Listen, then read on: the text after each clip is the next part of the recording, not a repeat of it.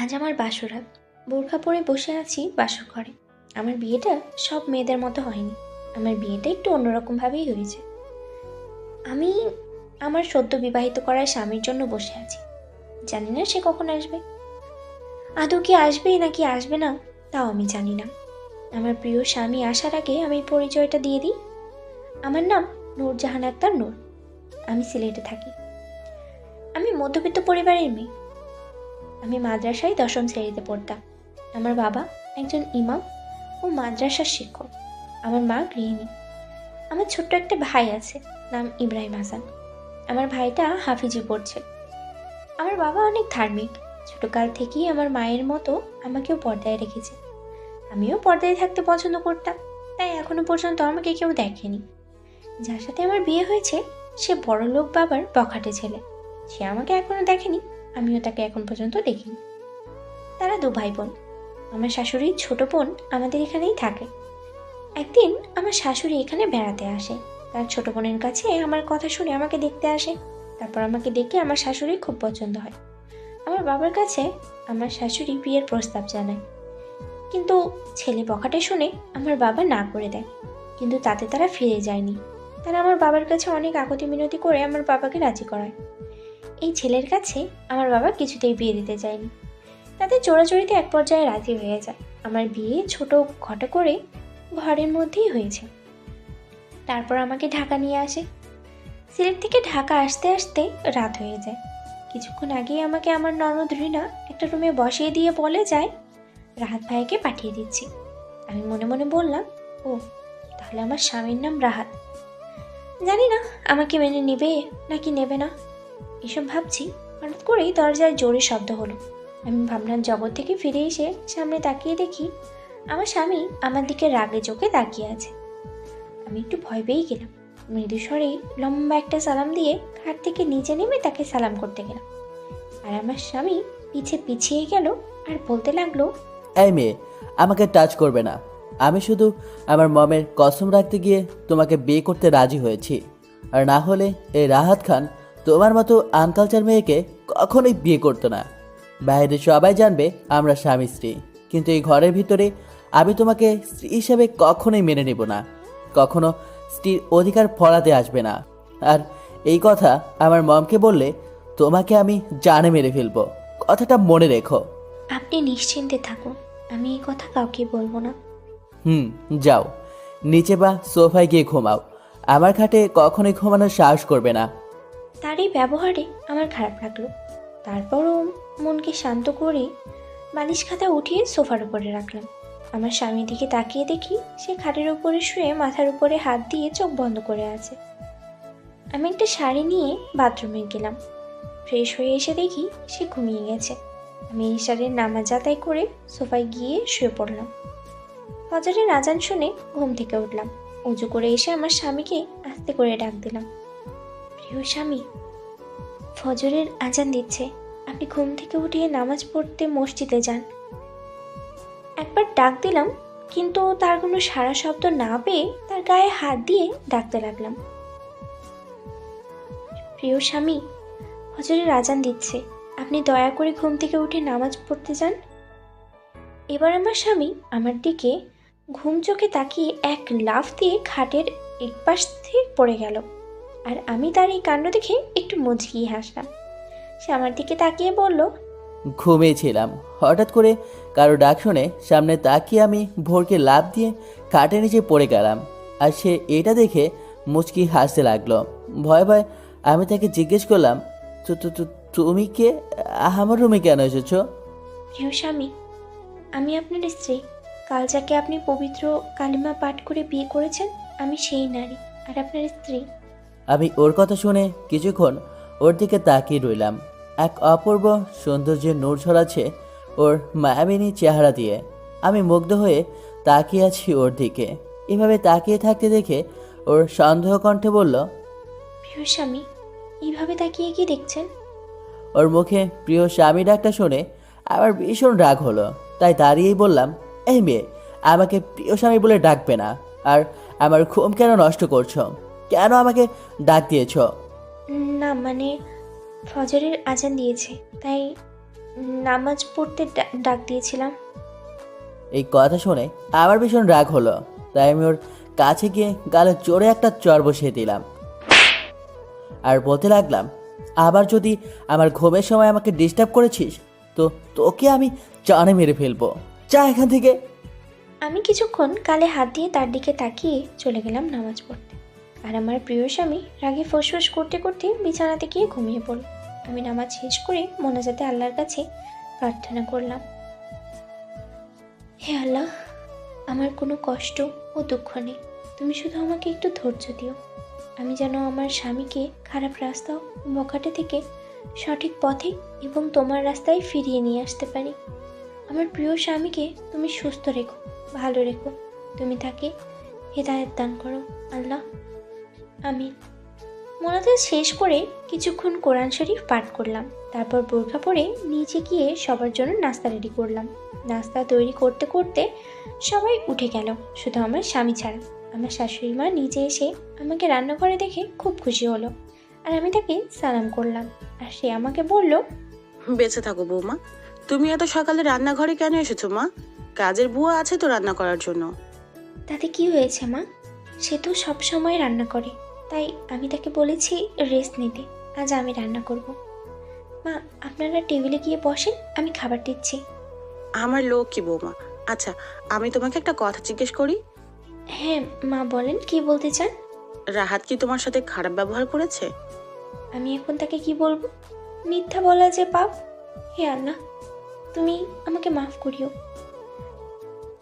না মা, সে আমার সাথে খারাপ ব্যবহার করেনি। আমি জানি রে মা, তুই মিথ্যা কথা বলছিস। জানিস মা, আমার ছেলেটা খুব ভালো ছিল, কোনো নেশা করতো না, মেয়েদের সাথে খারাপ ব্যবহার করতো না। কিন্তু এই 3 বছর ধরেই আমার ছেলেটা কেমন যেন হয়ে গেছে। রাত করে বাসায় ফিরতো আর শরীর থেকে মদের গন্ধ আসতো। আমি কিছু জিজ্ঞেস করলে কিছু বলতো না, চুপচাপ রুমে চলে যেত। দেখতে দেখতে আমার ছেলেটা একটা বখাটে ছেলে পরিণত হলো। আমাদের কারো কোনো কথা শুনে না, সব রকমের নেশা জাতীয় জিনিস ও সেবন করে। আমাকে তুই ক্ষমা করে দিস মা, আমি তোর জীবনটা নষ্ট করে দিলাম। আমার বকাটে ছেলের সাথে তোকে বিয়ে দিয়ে ক্ষমা করে দিস মা। মা, আপনি এভাবে বলবেন না। আমার আর তার জুটি মহান আল্লাহ ঠিক করে রেখেছেন, সেটা তো আমরা বদলাতে পারবো না। আপনি দয়া করে আমার কাছে ক্ষমা চাইবেন না। মা, তুই আমার ছেলেটাকে বকাটে থেকে ভালো পথে ফিরিয়ে নিয়ে আসতে পারবি না? আমি আমার ছেলেকে তোর হাতে তুলে দিলাম। দোয়া করবেন মা, আপনার মনে আসা মহান আল্লাহ ঠিক পূরণ করবে। তাই যেন হয় রে মা। এখন চলেন, টেবিলে খাবার দিচ্ছি। মা, রাহাত কি ঘুম থেকে উঠেছে? না মা, তিনি এখনো ঘুমাচ্ছে। ও মা, রাহাত সকালে কফি খায়, তুমি বুয়াকে বলে কফি উপরে পাঠিয়ে দিও। মা, আমি তাকে কফি বানিয়ে দিয়ে আসছি, আপনারা নাস্তা করেন। ঠিক আছে মা। আমি কফি বানিয়ে উপরের রুমে নিয়ে গেলাম, তারপর আস্তে করে ডাক দিতে লাগলাম, প্রিয় স্বামী, আমি আপনার জন্য কফি নিয়ে এসেছি। প্রিয় স্বামী, উঠুন, সকাল হয়ে গিয়েছে। ঘুমাচ্ছিলাম, কে যেন প্রিয় স্বামী বলে ডাকছে। উঠি দেখি সেই মেয়েটি কফি হাতে দাঁড়িয়ে আছে। ওকে দেখে আমার রাগ উঠে গেল, তাই আমি কফির মগটা ওর হাত থেকে নিয়ে ওর ডান হাতটা ধরে গরম কফির মগের ভিতরে ঢুকিয়ে দিলাম। ওর মুখ থেকে আস্তে করে একটাই আওয়াজ বের হলো, আহ। আমি অবাক হয়ে তাকিয়ে আছি। কিছুক্ষণ পর দেখলাম ওর চোখ থেকে পানি বের হচ্ছে, তাই আমি ওকে ছেড়ে দিয়ে ওয়াশরুমে চলে গেলাম। দুইবার ডাকার পরে সে উঠল, তার চেহারাতে রাগী ভাব ছিল। সে উঠেই আমার হাতে থেকে কফির মগটা নিয়ে আমার ডান হাতে মগের ভিতরে ঢুকিয়ে দিল। কফিটি অনেক গরম ছিল, তাই আমি বেহায় করে উঠলাম। তারপর সে আমার হাত মগের ভিতরেই ধরে রেখেছিল। আমি সহ্য করতে পারছি না, আমার চোখ দিয়ে পানি পড়তে লাগলো। এটা দেখে সে আমার হাত ছেড়ে দিয়ে বাথরুমে চলে গেল, আর আমি সামনে জগের ভিতরে হাত দিয়ে বসে আছি। আমার চোখ দিয়ে শুধু পানি পড়ছে। তারপর সে ফ্রেশ হয়ে বেরিয়ে বলল, এই, তুই এখন এখান থেকে যাস নাই কেন? ন্যাকার কান্না অন্য জায়গায় গিয়ে কান, আমার সামনে কান্না করবি না, যা এখান থেকে। ঠিক আছে প্রিয় স্বামী, আমি চলে যাচ্ছি, কিন্তু আপনি কি নিচে গিয়ে খাবেন, নাকি আমি আপনার খাবার উপরে নিয়ে আসবো? এই, তোকে আমি বলেছি না আমাকে প্রিয় স্বামী বলে ডাকবি না? কেন ডাকিস? যা এখান থেকে, আমি নিচে গিয়ে খাবো। নূরজাহান কিছু না বলেই নিচে চলে গেল। নিচে গিয়ে দেখে সবাই খাবার খাচ্ছে। বৌমা, রাহাত ঘুম থেকে উঠেছে? জি মা, উনি রেডি হয়ে আসছে। ভাবি, তুমি খেতে বসো আমাদের সাথে। রিনা, তুমি খেয়ে নাও, তোমার ভাইয়ার খাবার খাওয়ার পর আমি খাবো। এই কথা শুনেই নূরজাহানের শাশুড়ি শ্বশুর রিনা একটু অবাক হলো। কিছুক্ষণ পর রাহাতের নিচে নেমে কারোর সাথে কথা না বলি চেয়ারে বসে খেতে শুরু করলো। কি রে, বৌমা তোর জন্য না খেয়ে বসে আছে আর তুই এসেই খেতে বসে গেলি, বৌমাকে না ডাক দিয়েই? এই কথা শুনে আমার রাগ উঠে গেল। তারপরও নিজেকে শান্ত করে বললাম, আমি তো তাকে না করিনি খেতে, সে চাইলে আমার পাশে বসে খেতে পারে। রাহাত ভালো করেই জানে নূরজাহান ওর সাথে খেতে বসবে না, কারণ ওর হাত গরম কফিতে পুড়ে গেছে। আপনারা খেয়ে নেন, আমি পরে খাবো। রাহাত এটা শুনে মনে মনে টেবিল হাসি দিল। রাহাত খাওয়া শেষে বাইরে চলে যেতে নিলে ওর মা ওকে ডাক দিয়ে বলে, রাহাত, কোথায় যাচ্ছ? আজ থেকে তুমি অফিসে গিয়ে বসবে তোমার বাবার সাথে। ওহ মম, এখন না, আর কয়দিন পর বসবো। এখন আমি যাই, আমার একটা জরুরি কাজ আছে। দেখেছো তোমার ছেলেটা একটা কথাও শোনে না। বাবা থাক না, আপনারা খেয়ে নেন। বৌমা, তুমি খেয়ে উপরে গিয়ে রেস্ট নাও। ঠিক আছে মা। রিনা ও শাশুড়ি উপরে চলে গেল আর নূরজাহানের শ্বশুর অফিসে চলে গেছে। নূরজাহান খাবার নিয়ে বসে আছে, কিভাবে খাবে তা বুঝতে পারছে না। ওর হাতে অনেক জ্বালা পোড়া করছে। কোনো রকম খেয়ে উপরে চলে গেল। বিকেলে নূরজাহান সেই পোড়া হাত নিয়ে রান্না করলো। শাশুড়ি অনেকবার না করেছিল, কিন্তু নূরজাহান তা শোনেনি। দুপুর হয়ে গেছে, রাহাত এখনো বাসায় আসেনি। নূরজাহান গোসল করে জোহরের নামাজ আদায় করে রিনার রুমে গেল। আসতে পারি রিনা? আরে ভাবি, এত পারমিশন নেওয়ার দরকার নেই। বলছিলাম যে তোমার ভাইয়া কখন আসবে আর সে কোথায় গিয়েছে? কোথায় আর যাবে, সে ডে নাইট ক্লাব ছাড়া ভাইয়া দুপুরে বাসায় আসে না, একেবারে রাতে বাসায় আসে। ও, সেখানে কি করে সে? কে আর করবে, মদ খায়, নেশা করে। নূরজাহানের এটা শুনে একটু খারাপ লাগলো। দুপুর গড়িয়ে রাত হয়ে গেছে, এখনো রাহাত বাড়ি ফিরেনি। বৌমা, তুমি খেয়ে নাও, রাহাতের আসতে অনেক রাত হবে। সমস্যা নেই মা, আপনারা খেয়ে নিন, আমি না হয় তার সাথেই খাবো। ভাইয়ার জন্য বসে থেকে লাভ নেই ভাবি, সে নাও খেতে পারে। নূরজাহান কিছু বলল না। সবাই খেয়ে দিয়ে যে যার রুমে গিয়ে শুয়ে পড়ল। নূরজাহান নিচে টেবিলে বসে থাকতে থাকতে কখন যে ঘুমিয়ে পড়েছে সেটাও নিজেও জানে না। হঠাৎ গাড়ির আওয়াজ শুনে নূরজাহান ঘুম ভেঙে গেল। উঠে দেখে রাত 2টা বাজে। কলিং বেল বাজছে দেখে নূরজাহান গিয়ে দরজা খুলে দিল। নূরজাহান দরজা খুলে দেখে রাহাতের হাতে মদের বোতল নিয়ে ঢুলতে ঢুলতে কোনো রকম দাঁড়িয়ে আছে। নূরজাহান মদের গন্ধে একটু বিরক্তি অনুভব করলো। রাহাত কোনো কথা না বলেই মদের বোতল হাতে নিয়ে ঢুলতে ঢুলতেই উপরে চলে গেল। উপরে গিয়ে বিছানায় থপ করে শুয়ে পড়ল। নূরজাহান উপরে গিয়ে দেখে রাহাত বিছানায় শুয়ে আছে। প্রিয় স্বামী, খানা খেতে ওঠেন। হেই, তুই যা এখান থেকে, আমি খাবো না। প্রিয় স্বামী, দয়া করে আপনি খানা খেয়ে। বিছানায় শুয়েছিলাম, ওর মুখে আবার সেই প্রিয় স্বামীর রাগটা শুনে আমার রাগটা চরম পর্যায়ে উঠে গেল। তাই আমি ওর বাকি কথা বলতে না দিয়ে ওর গালে দুটো চড় দিলাম আর বললাম, তোকে আমি বলেছি না আমাকে প্রিয় স্বামী বলবি না, তারপরও কেন বলিস?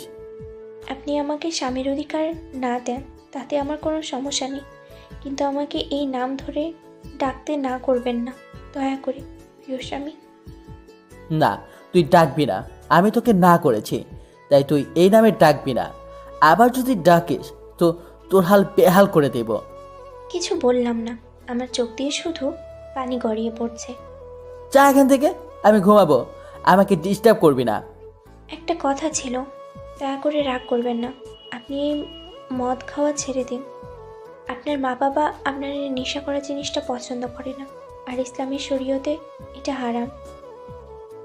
আনাস ইবনে মালিক রাদিয়াল্লাহু আনহু থেকে বর্ণিত, রাসূল সাল্লাল্লাহু আলাইহি ওয়াসাল্লাম বলেছেন, নেশাদার দ্রব্য পানকারী জান্নাতে যাবে না, পিতামাতার অবাধ্য ব্যক্তি জান্নাতে যাবে না, খোঁটাদানকারী জান্নাতে যাবে না। তাকবীর, হা 2-3-6-3। আব্দুল্লাহ ইবনে আমর থেকে বর্ণিত, যে ব্যক্তি মদ পান করবে আল্লাহ তার উপরে 40 দিন অসন্তুষ্ট হবেন। আহমদ, হা 27-64-4। তাকবীর, হা 34:10। তাই প্রিয় স্বামী, আপনি এসব দ্রব্য পান করা ছেড়ে দিন।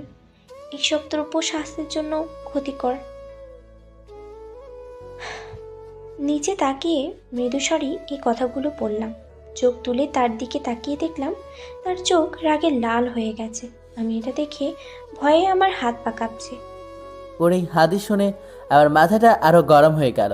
আমি ওর গাল চেপে ধরে বললাম, তোর সাহস দিন দিন বাড়ছে তাই না? অনেক তো হাদিস শুনিয়েছিস। এই রাহাত খানের সাথে কেউ উঁচু কণ্ঠে তো দূর, নিচু কণ্ঠেও কথা বলতে পারে না। আর তুই থার্ড পার্সন মেয়ে হয়ে আমাকে হাদিস শোনাচ্ছিস? তোর হাদিস শোনানো আজ বের করবো আমি। এই কথা বলে রাহাত নূরজাহানের বোরখার টান দিয়ে ছিঁড়ে ফেলল। নূরজাহান ভয়তে কিছু বলতেও পারছে না। নূরজাহান শাড়ি পরা ছিল। রাহাত নূরজাহানকে ধাক্কা দিয়ে সোফার উপর ফেলে দিল। তারপর প্যান্টের বেল্ট খুলে হাতে মোট করে নিয়ে নূরজাহানের পিঠের উপর আঘাত করতে লাগলো। নূরজাহান ব্যথায় ছটফট করতে শুরু করলো। তারপরও মুখ দিয়ে একটাও শব্দ বের হলো না। রাহাত জোরে জোরে আঘাত করতে লাগলো। কিছুক্ষণ আঘাত করার পর রাহাত অবাক হয়ে গেল। এত মারার পরও মুখ থেকে কোনো শব্দ বের হচ্ছে না দেখে। এইটা দেখে আরো জোরে জোরে মারতে শুরু করলো। নূরজাহান আর সহ্য করতে না পেরে একসময় অজ্ঞান হয়ে মাটিতে পড়ে যায়। রাহাত আঘাত করা থামিয়ে দিয়ে নূরজাহানের কাছে গিয়ে দেখে অজ্ঞান হয়ে গিয়েছে। রাহাত এটা দেখে একটু ঘাবড়ে যায়। তাই সোজা রুম থেকে বেরিয়ে গাড়ি নিয়ে ক্লাবে চলে যায়। আর নূরজাহান সেখানেই সেন্সলেস হয়ে পড়ে থাকে। সকালে সবাই ঘুম থেকে উঠে গিয়েছে। নূরজাহান ঘুম থেকে উঠেনি দেখে নূরজাহানের শাশুড়ি রিনাকে ডাক দিয়ে নূরজাহানের রুমে পাঠায়। রিনা রুমে গিয়ে দেখে নূরজাহান মাটিতে পড়ে আছে আর পিঠে কালো লম্বা দাগ হয়ে আছে কয়েকটা ক্ষতস্থান থেকে রক্ত বের হয়ে শুকিয়ে গেছে। রিনা এটা দেখে ওর মাকে ডাক দিয়ে নিয়ে আসে। ওদের বুঝতে বাকি থাকে না যে এটা রাহাতই করেছে। তারপর নূরজাহানকে ধরে বিছানায় শুয়ে দিয়ে মহিলার ডাক্তারকে খবর দেয়। ডাক্তার এসে স্যালাইন লাগিয়ে দিয়ে যায় আর কিছু মলম ও মেডিসিনের নাম লিখে দিয়ে যায়। নূরজাহানের শাশুড়ি ওর পাশে বসে কান্না করতে থাকে তার ফুলের জন্য। তার ছেলের সাথে বিয়ে দিয়ে কাজটা ঠিক করেনি। রিনা ও রিনার বাবা রাহাতকে অনেকবার কল দেয় কিন্তু রাহাতের ফোন বন্ধ পায়। এদিকে রাহাত ক্লাবে এসে একটা রুমে গিয়ে শুয়ে পড়ে। 12টার দিকে ঘুম থেকে উঠে মাথায় হাত দিয়ে বসে আছে। ওহ, মাথাটা খুব ব্যথা করছে। কালকে কি হয়েছে যেন মনেই পড়ছে না। ও হ্যাঁ, মনে পড়েছে। এটা আমি কি করলাম? রাগের মাথায় আমি ওর গায়ে হাত তুললাম। ওই মেয়েটা মনে হয় সব কিছু মম ড্যাডকে বলে দিয়েছে। ড্যাড মম এবার আমাকে বাড়ি থেকে বের করে দেবে। শিট, কেন যে মেয়েটার গায়ে হাত তুলতে গেলাম। যাই বাসায় গিয়ে দেখি মেয়েটার কি অবস্থা। রাত বেড থেকে উঠে সোজা বাড়ির দিকে রওনা দেয়। বাসার ভিতরে গাড়ি থামিয়ে ভেতরে যায়। ভেতরে গিয়ে দেখে মাসুম খান, রাতের বাবা, মাথায় হাত দিয়ে বসে আছে। রাতকে দেখে বলতে লাগলো, দাঁড়াও, তোমার এত বড় সাহস, তুমি আমার বৌমার গায়ে হাত তুলেছ? রুনা বেগম এসে জোরে দুইটা থাপ্পড় দিল আর বলতে লাগলো, তুই কি জানিস তুই একটা জানোয়ারের চেয়েও খারাপ হয়ে গেছিস? কি দোষ করেছিল মেয়েটা যে তুই এত মারলি নূরজাহানকে?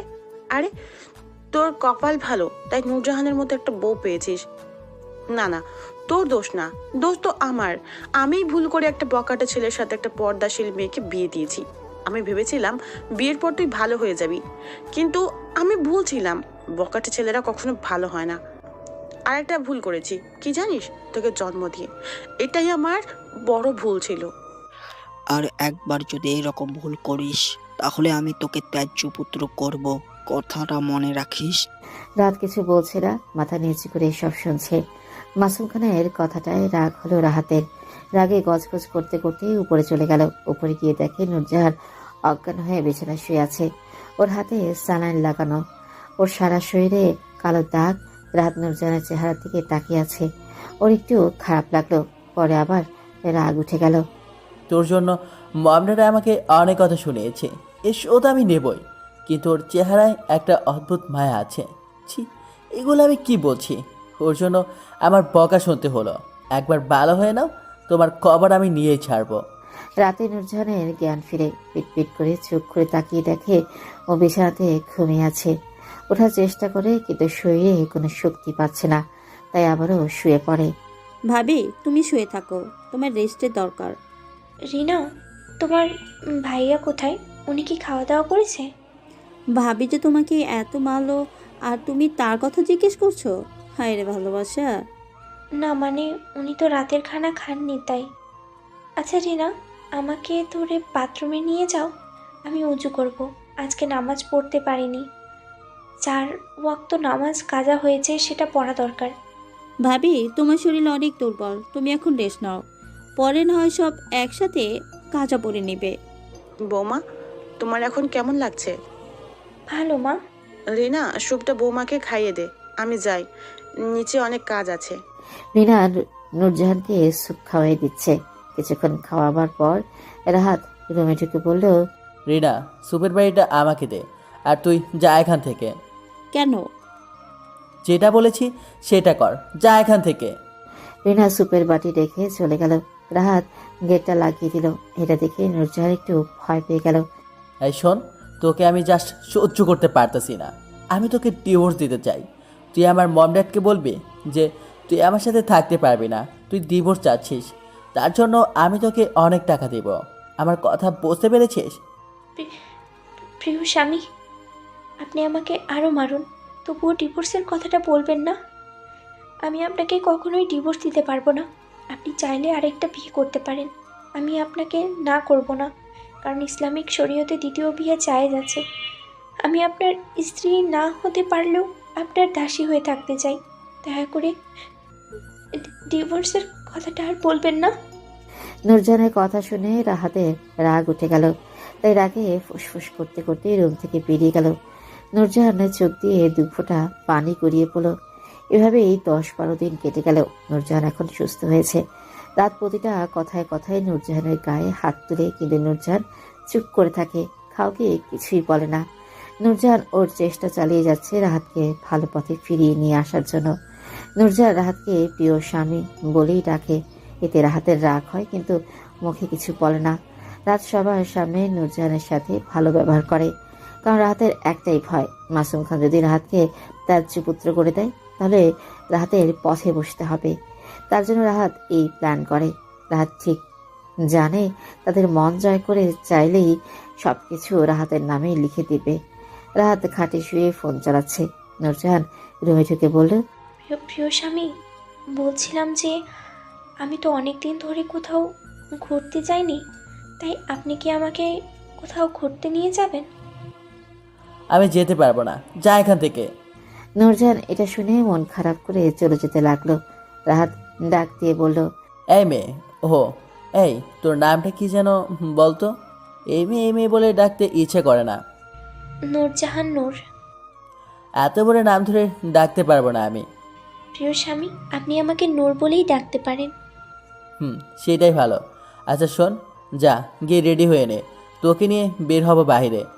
ঠিক আছে প্রিয় স্বামী। রাত গাড়িতে বসে আছে, কিন্তু নূরজাহান এখনো আসছে না। নূর, নূর, কোথায় তুমি? এতক্ষণ লাগে নাকি? নূরজাহান গাড়ির কাছে এসে দাঁড়িয়ে বলল, প্রিয় স্বামী, আমি এসে পড়েছি। রাত নূরজাহানের পা থেকে মাথা পর্যন্ত দেখছে। কালো বোরখা, হাতে পায়ে কালো মোজা, চোখ দুটো ঢাকা। রাতের কাছে মনে হচ্ছে কোনো হুড়পুরি দাঁড়িয়ে আছে।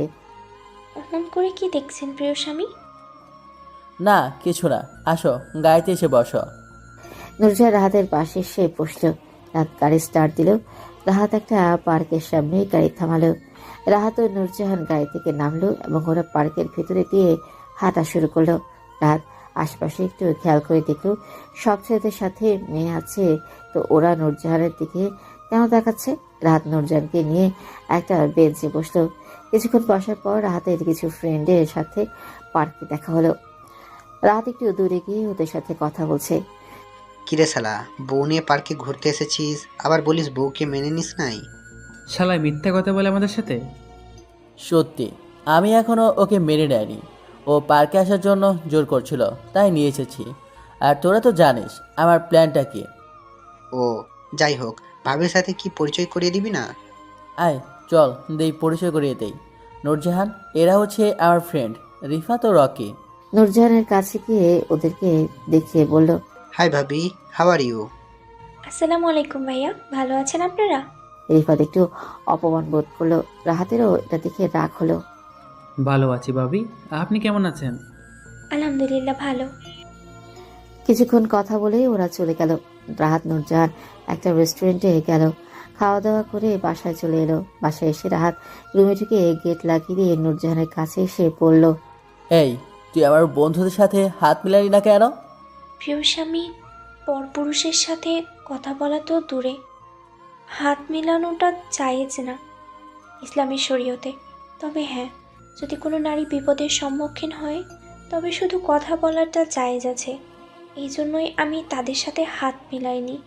তার জন্য আমাকে ক্ষমা করবেন। একে তো আমার বেস্ট ফ্রেন্ডের সাথে হাত মেলাসনি, তার উপর আবার হাদিস বলছিস। যা এখান থেকে। নূরজাহানের গালে থাপ্পড় দেওয়াতে ও ঠোঁট কেটে রক্ত বের হয়ে যায়। কোনো কথা না বলেই মাথা নিচু করে চলে গেল। দেখতে দেখতে 2 মাস পার হয়ে গেল। এখনও রাহাত নূরজাহানকে তার স্ত্রী হিসেবে মেনে নেয়নি। রাহাত সবসময় নূরজাহানের গায়ে হাত তুলে ও গালাগালি করে, আর নূরজাহান তা মুখ বুজে সহ্য করে। এরই মধ্যে নূরজাহানের পরিবারের সবাই এসে নূরজাহানকে দেখে যায়। তাদেরকেও এইসব কথা বলেনি। এবং নূরজাহানের বাবা নূরজাহানকে কয়েকদিনের জন্য বেড়াতে নিয়ে যেতে চেয়েছিল, কিন্তু রাহাত যাবে না বলে নূরজাহানও তাদের সাথে যায়নি। রাহাতকে নূরজাহান অনেকটাই ভালোবেসে ফেলে, তাই ওর প্রতিটা মায়ের গালাগালি ওর কাছে ভালোবাসা মনে হয়। একদিন রাহাতের পরিবারের সবাই রাহাতের নানি বাড়ি যায়, কারণ রাহাতের নানি খুব অসুস্থ। তাই মাসুম খান, রুনা বেগম, রিনা তাকে দেখতে যায়। রুনা রাহাত ও নূরজাহানকে সাথে করে নিয়ে যেতে চেয়েছিল, কিন্তু রাহাত যাবে না বলে দিয়েছে। তাই নূরজাহানও তাদের সাথে যায়নি। তারা 3 জন খাবার খেয়ে রূপগঞ্জ যাওয়ার উদ্দেশ্যে বেরিয়ে পড়ে, আর রাহাতকে বলে যায় নূরজাহানের বাসায় একা, তাই বাসায় যেন তাড়াতাড়ি চলে আসে। রাহাত তাদের কথা কানে না নিয়ে ক্লাবে চলে যায়, মেইন গেট তালা দিয়ে। আর নূরজাহান বাসায় একা থাকে। নূরজাহান এশারের নামাজ আদায় করে অনেকক্ষণ অপেক্ষা করে রাহাতের জন্য, কিন্তু রাহাতের আশায় কোনো নামগন্ধও নেই। রাত 12টা বেজে গেছে দেখে নূরজাহান খাবার বেড়ে রুমের টেবিলের উপরেই রেখে সোফায় গিয়ে ঘুমিয়ে পড়ে। ক্লাবে কিরে রাহাত, আর কত মদ খাবি? এবার বাসায় যা, তোর বউ তো বাসায় একা, তাই না? চুপ করে আছে আর মদ খেয়েই যাচ্ছে। রাহাত, শুনলাম তোর বউ নাকি অনেক সুন্দর, তা আবার পর্দাশীল। কেউ নাকি তোর বউকে এখনো পর্যন্ত দেখেনি। হ্যাঁ, আসলে অনেক সুন্দর। সেদিন পার্কে দেখলাম, আমার কাছে তো খুব ভালোই লেগেছে। বোরকা পরা অবস্থায় এত ভালো দেখাচ্ছিল না, জানি বোরকা ছাড়া কত ভালো লাগবে। ইস, আমি যদি এইরকম একটা বউ পেতাম তাহলে যে কি করতাম তা নিজেও জানি না। তাই নাকি? তাহলে তো অনেক সেক্সি মা হবে। রাহাত, তুই কি মালটাকে টেস্ট করে দেখেছিস? আর যদি করিসও তো আমাদেরও একটু বেড শেয়ার করতে দিস, আমরাও দেখি কত সেক্সি মালটা। আমরা তো তোর ফ্রেন্ড, তাই না? রাতে এই কথা শুনে হাতের গ্লাসটা জোরে আছাড় দিয়ে ভেঙে ফেলে রিমনের কলার ধরে বলল, এই, ওর বিষয়ে একটা খারাপ কথা বলবি না, ও আমার স্ত্রী। আর একটা কথা বলেছিস তো আমি ভুলে যাব আমার কোনো বন্ধু ছিল। রকি রিফা দৌড়ে এসে রাহাতকে রিমনের কাছ থেকে সরালো। রাগে রাহাতের চোখ মুখ লাল হয়ে গেছে। রাহাত, তুই নাকি ওকে স্ত্রী হিসাবে মেনে নিস নাই, তো তোর এত রাগ হচ্ছে কেন এই কথা শুনে? হঠাৎ করে রাহাত বুঝতে পারলো ও কি বলছে। হ্যাঁ, তাই তো, আমি তো নূরকে স্ত্রী হিসাবে মেনে নেয়নি। তাহলে ওর বিষয়ে এই কথা শুনে আমার কেন রাগ হচ্ছে? আমি কি নূরকে অজান্তেই ভালোবেসে ফেলেছি? না না, এ আমি কি বলছি? কিরে বল। রাহাত কিছু বলল না। মদের বোতল হাতে নিয়ে এক চুমুকে সব শেষ করে দিল। তারপর বোতলটা মাটিতে আছাড় দিয়ে ফেলেই ক্লাব থেকে বের হয়ে গাড়িতে গিয়ে বসে গাড়ি স্টার্ট দিল। ওরা অবাক হয়ে ওর যাওয়ার দিকে তাকিয়ে রইল। রাত বাসায় পৌঁছে গাড়ি থেকে নেমে ঢুলতে ঢুলতে গেটের সামনে গেল। তালা খুলে গেট বন্ধ করে সোজা উপরে চলে গেল। এই কয়দিনে তুলনায় আজ মদটা বেশি খেয়ে ফেলেছে রাহাত। রুমে গিয়ে দেখে নূর খাবার টেবিলে রেখে সোফায় গিয়ে শুয়ে পড়েছে। ঢুলতে ঢুলতে গেট লাগিয়ে বিছানায় গিয়ে বসল। নূর বোরখা খুলে নীল রঙের শাড়ি পরে ঘুমিয়েছিল। ঘুমন্ত অবস্থায় নূরকে খুব সুন্দর লাগছিল। রাত বিছানায় বসে এক দৃষ্টিতে সোফায় ঘুমানো নূরের দিকে তাকিয়ে আছে। ওর চোখে কামনার নেশা ফুটে উঠেছে। রাত আস্তে আস্তে হেঁটে নূরের কাছে গেল। এক ধীরে কিছুক্ষণ নূরের দিকে তাকিয়ে রইল। তারপর আস্তে করে নূরকে কোলে উঠিয়ে বিছানায় নিয়ে শোয়ালো। রাহাত নূরের গোলাপি ঠোঁটে ঠোঁট রেখে কিস করতে লাগলো। হঠাৎ করে নূর ঠোঁটে কারো স্পর্শ পেয়ে জেগে উঠল। নূর তাকিয়ে দেখলো রাহাত ওর ঠোঁটে কিস করছে। নূর কিছু না বলে জোরে একটা ধাক্কা দিল। রাহাত নিচে গিয়ে পড়ল। নূর শোয়া থেকে উঠে বসে গেল। নূরের ধাক্কা রাহাতের প্রচন্ড রাগ হলো। ক্ষমা করবেন প্রিয় স্বামী, আমি আসলে বুঝতে পারিনি। আর দয়া করে আমাকে ওই নেশায় অবস্থায় স্পর্শ করবেন না। আপনি আজ অনেক নেশা করেছেন, আমি চাই না আপনি এই নেশা অবস্থায় আমাকে স্পর্শ করেন। এমনিতেই এই ধাক্কাতে রাহাতে রাগ উঠেছে, তার উপর এই কথা শুনে আরো রাগ উঠে গেল। রাহাত উঠে কিছু না বলে নূরের চুলের মুঠি ধরে ঠোঁটে কিস করতে লাগে। নূর মদের গন্ধে মনে হচ্ছে এক্ষুনি বমি করে দিবে। ধাক্কা দিয়েও সরাতে পারছে না রাহাতকে। চেপে ধরে কিস করতে থাকে। এক সময় কিসগুলো কামড়ে পরিণত হয়। রাহাত কি করছে সেটাও নিজেও জানে না। রাহাত হিংস্র পশুর মতো নূরের উপর ঝাঁপিয়ে পড়ে। নূর কিছুতেই রাহাতকে বাধা দিতে পারে না। চোখ দিয়ে শুধু পানি গড়িয়ে পড়ে। নূর একসময় সহ্য করতে না পেরে সেন্সলেস হয়ে যায়। রাহাত ওর কাজ শেষ করে নূরের বুকের উপরে শুয়ে পড়ে। সকালে নূরের জ্ঞান ফিরে পিট করে চোখ খুলে তাকিয়ে দেখে রাহাত ওর বুকের উপর ঘুমিয়ে আছে। নূরের কাল রাতের কথা মনে পড়ে যায়। নূরের শরীরে কোনো শক্তি নেই। আস্তে করে রাহাতকে বুকের উপর থেকে নামিয়ে গায়ে শাড়ি জড়িয়ে বাথরুমে চলে যায়। বাথরুমে গিয়ে গোসল করে বোরখা বলে নিচে যায়। নিচে নেমে রান্না করতে শুরু করে, কিন্তু নূরের শরীর এতটাই দুর্বল ছিল, নূর রান্নাঘরে অজ্ঞান হয়ে পড়ে যায়। রাতের ঘুম থেকে উঠে দেখে ওর শরীরে কোনো কাপড় নেই। উঠে বসে রাতের কথা ভাবতে থাকে আর সব মনে পড়ে যায়। ও শিট, এটা আমি কি করে ফেললাম? শিট। রাগ ও নেশার মাথায় আমি নূরকে এখন আমি কি বলবো? যাই আগে ফ্রেশ হয়ে আসি। রাহাত ফ্রেশ হয়ে বের হয়ে নূরের জন্য অপেক্ষা করছে, কিন্তু নূরের আসার কোনো নামগন্ধও নেই। তাই ও নিচে নেমে নূর বলে ডাকতে থাকে, কিন্তু কোথায় কোনো সারা শব্দ পাচ্ছে না। এক পর্যায়ে রান্নাঘরে যায়। সেখানে গিয়ে দেখে নূর রান্নাঘরে মেঝেতে অজ্ঞান হয়ে পড়ে আছে। দৌড়ে নূরের কাছে যায়। নূর, এই নূর, না ওরছে না তো, ডাক্তার ডাকতে হবে। নূরকে কোলে করে উপরে নিয়ে যায়। বিছানায় শুইয়ে দিয়ে বোরখা খুলে দেয়। বোরখা খুলে দেখে গলায়, পেট ও আরো অনেক জায়গায় দাগ হয়ে আছে। ছি, আমি এটা কি করেছি? আমার জন্য ওর আজ এই অবস্থা। রাত আর দেরি না করে একজন মহিলা ডাক্তারকে ফোন করে বাসায় আসতে বলল। ডাক্তার এসে নূরজাহানকে দেখে বলল, এইগুলো কিসের দাগ? আর ওনার শরীর অনেক দুর্বল, উনি কি ঠিকমতো খাওয়া দাওয়া করে না? রাহাত কিছু বলছে না, চুপ করে আছে। যাই হোক, ওনার দিকে একটু খেয়াল রাখবেন, শারীরিক দিক দিয়ে উনি অনেক দুর্বল। রাহাত কিছু বলল না, শুধু মাথা দাঁড়িয়ে হ্যাঁ বলল। ডাক্তার কিছু মেডিসিনের নাম লিখে দিয়ে যায়। দারোয়ানকে দিয়ে সেই মেডিসিনগুলো আনায়। নূরজাহানের জ্ঞান ফিরে দেখে ও পেটে শুয়ে আছে, উঠতে চাইলে উঠতে পারে না। থাক, আর উঠতে হবে না, এই মেডিসিনগুলো খেয়ে নাও, তারপর এই স্যুপটা খাও। নূরজাহান মুখে কিছু বলল না, মাথা নাড়িয়ে হ্যাঁ বলে ওষুধগুলো খেয়ে স্যুপটা খেতে শুরু করলো। নূর, আই এম সরি, আমি আসলে কাল একটু বেশি নেশা করে ফেলেছি, তাই তোমার সাথে। প্রিয় স্বামী, আমার উপরে আপনার হক আছে, তবে সরি বলার দরকার নেই। রাহাত আর কিছু বলল না, চুপ হয়ে রইল। 5-6 দিন পর মাসুম খান, রুনা বেগম, রিনা রূপগঞ্জ থেকে বাসায় ফিরে আসে। এই 5-6 দিন রাহাত নূরজাহানকে রান্নাবান্না ও ঘরের কোনো কাজ করতে দেয়নি। বাইরে থেকে খাবার এনে খেয়েছে। রাহাত নেশা করেছে ঠিকই, কিন্তু বেশি নেশা করে বাসায় আসেনি। বৌমা, একটু আসবো? নূরজাহানের ঘরের সামনে দাঁড়িয়ে বলল, মা, বলার দরকার নেই, আপনি ভিতরে চলে আসুন। কি করছো বৌমা? মা, একটু হাদিস পড়ছিলাম, কিছু বলবেন মা? হ্যাঁ, কিছু বলতে চাই। আচ্ছা বৌমা, রাহাত তোমার সাথে এখন আর খারাপ ব্যবহার বা তোমার গায়ে হাত তুলে না তো? না মা, সে আমার গায়ে হাত ও আমার সাথে খারাপ ব্যবহার করেনি। যাক, শুনে খুশি হলাম। আচ্ছা, তুমি পড়ো, আমি যাই তাহলে। রাতে রাহাত আজ আগের মতো ড্রিঙ্ক করে বাসায় ফিরেছে। রুমে এসে বিছানায় শুয়ে বলে নূরজাহান এসে বলল, প্রিয় স্বামী, আপনার খাবার বেড়ে রেখেছি, হাত মুখ ধুয়ে খানা খেতে আসেন। তুই যা এখান থেকে, আমার খিদে নেই, আমি খাবো না। প্রিয় স্বামী, আপনি এভাবে যদি রাতে না খেয়ে ঘুমান, তাহলে আপনার স্বাস্থ্যের ক্ষতি হতে পারে। আপনি যদি বলেন তাহলে আমি আপনাকে খানা খাইয়ে দিই। রাহাত শোয়া থেকে উঠে নূরজাহানের গালে দুটো থাপ্পড় মারল। তোকে কে বলেছে আমাকে খাইয়ে দিতে? 4-5 দিন ভালো ব্যবহার করেছি, তার জন্য মাথায় উঠে গেছিস? এটা ভাবিস না, ভালো ব্যবহার করলেই আমি তোকে মেনে নিয়েছি। আরে ভালো ব্যবহার তো কুকুরের সাথেও করি, তাহলে কি তাকে কোলে করে নিয়ে নাচতে হবে? লিমিট মতো থাক, লিমিট ক্রস করিস না, তার পরিণাম ভালো হবে না। যা আমার সামনে থেকে। নূরজাহান গালে হাত দিয়ে নিজের দিকে তাকিয়ে কথাগুলো শুনছিল।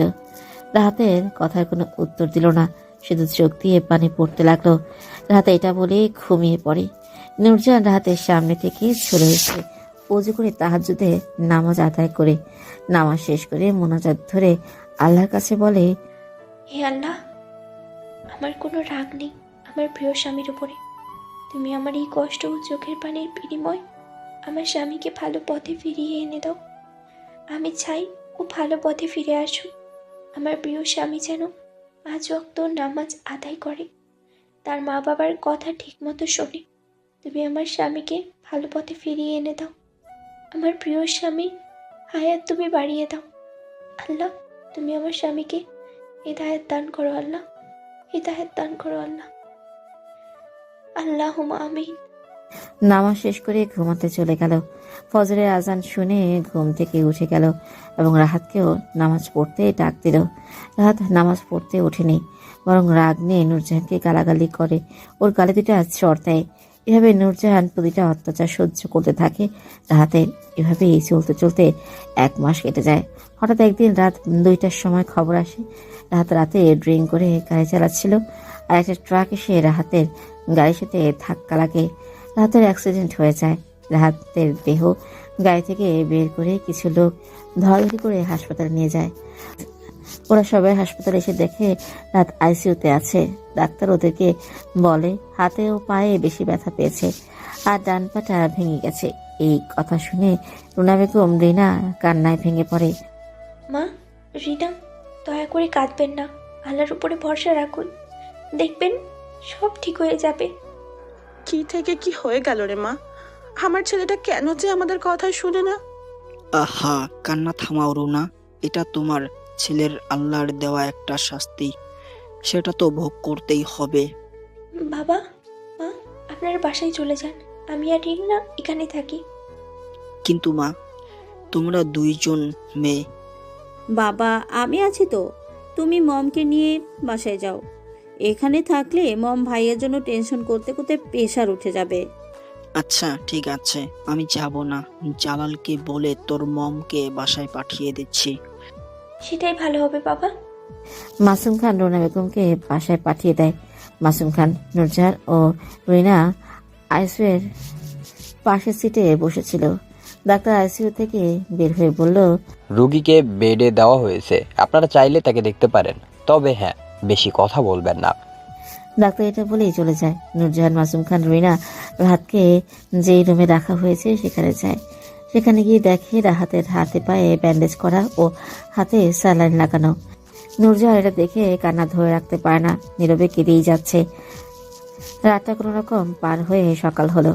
রাহাতের এখনো জ্ঞান ফিরেনি। এটা দেখে সবাই আরো টেনশনে পড়ে গেল। ডাক্তার বলেছে রোগী প্রচুর নেশা করেছিল, তাই জ্ঞান ফিরতে দেরি হবে। নূরজাহান যায় নামাজে বসে কেঁদেই যাচ্ছে, খাওয়া দাওয়া ছেড়ে দিয়ে। রাত 4টায় রাহাতের জ্ঞান ফিরে। আস্তে করে পিটপিট করে চোখ খুলে তাকিয়ে দেখে চারিদিকটা। রাহাত বুঝতে পেরেছে ও এখন কোথায় আছে। হঠাৎ করে রাহাতের কানে কান্নার আওয়াজ শুনতে পায়। রাহাত একটু নড়ে উঠল, দেখার জন্য ওকে কান্না করছে দেখার জন্য। জ্ঞান ফিরে আসার পর দেখলাম আমি হাসপাতালে। সেই রাতে আমার অ্যাক্সিডেন্ট হয়েছিল, কিন্তু সবাই কোথায় কাউকে তো দেখতে পাচ্ছি না। হঠাৎ করেই আমার কানে কান্নার আওয়াজ আসলো। আমি নড়াচড়া করতে লাগলাম, কিন্তু দেখতে পাচ্ছি না।